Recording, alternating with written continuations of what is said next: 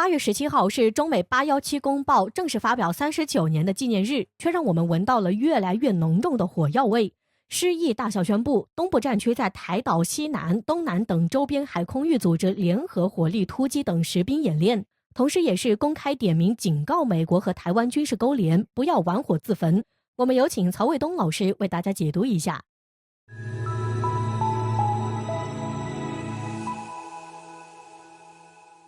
网友朋友大家好，我是曹卫东。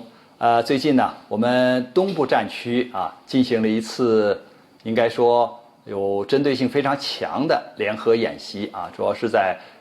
这个台湾岛的西南还有西北这个区域进行演习。而且呢，这次演习呢与以往有些不同，就是过去的演习呢，我们说主要是为了练兵主要是为了军事训练。因为现在我们中国人民解放军嘛，它是分成了东西南北中5个战区，而每个战区它的这种兵员或者是部队的组成是由陆军、海军、空军还有火箭军这样不同的军种组成。那这个我们这次东部战区的这个演习呢，明确的是使用了就是这样的兵力，就是联合的兵力比如说大家可以看到，水面有舰艇，水下有潜艇，空中有战机，那当然陆地上还有火箭军的导弹形成了一个立体的打击能力。当然电磁对抗或者电子对抗我们是看不到的，但是它是存在的不然的话，你这些部队怎么情报的通联呢？你这些这个像对于这种电子干扰，你怎么去抗击呀？这个一定是一种联合演习。关键是这个区域就是靠近这个台湾的西北、西南。那说这个演习的时间和演习的地点，还有演习的兵力规模，还有演习的科目有什么讲究吗？当然有讲究了。你看最近呢，这个美国它在我们周边的这种就军事侦察呀，还有相关的这种就是所谓的要航行自由这些活动是比较频繁的呀。那我们当然要维护自己的安全了，特别是对于穿越这个台湾海峡或者是对这个像美国对台湾进行军售这样一些这个行动，我们当然要做出一些就是军事上的动作。这个军事上的动作就是说什么呢？中国人民解放军有能力有信心来维护好国家的统一和安全，有能力维护好就是任何军事上的这种挑衅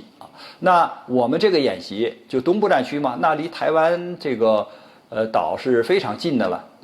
那既然这个近，我们就是在这个区域里边有能力对你进行封锁也好，对你进行打击也好，对你进行拦截也好，只要你敢触动底线，只要你侵犯中国的这种安全的利益或者是安全的这个环境，那我们就要做出相应的这种反应。那起码这种演习就是要给你点颜色看一看，让你知道我们的能力是什么，我们的能力是什么样的我觉得呢，通过这样的演习，一方面是要练兵，就是我们要使不同的军种以及军种里边的兵种他们的这些作战平台要能够连得起来，要能够有效的执行相关的任务。那么这个也是给台湾当局，特别是台独势力以警告，就是你不要就是肆无忌惮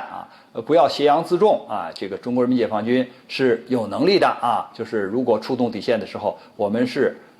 可以就是用军事的手段来解决问题的这个要给他看。还有一个呢，就警告外部的势力就是在这个两岸统一的问题上没有什么讨价还价，没有什么就是这种余地可以让你钻空子的就是在这上有什么非分之想这个是休想因为我们是不承诺不使用武力的。所以我觉得这次东部战区的这个军事演习非常明确的传达了这样的信号，同时也体现了这样的能力。关于这个话题呢，我们今天就聊到这儿，感谢大家关注本栏目，我们下期节目再见。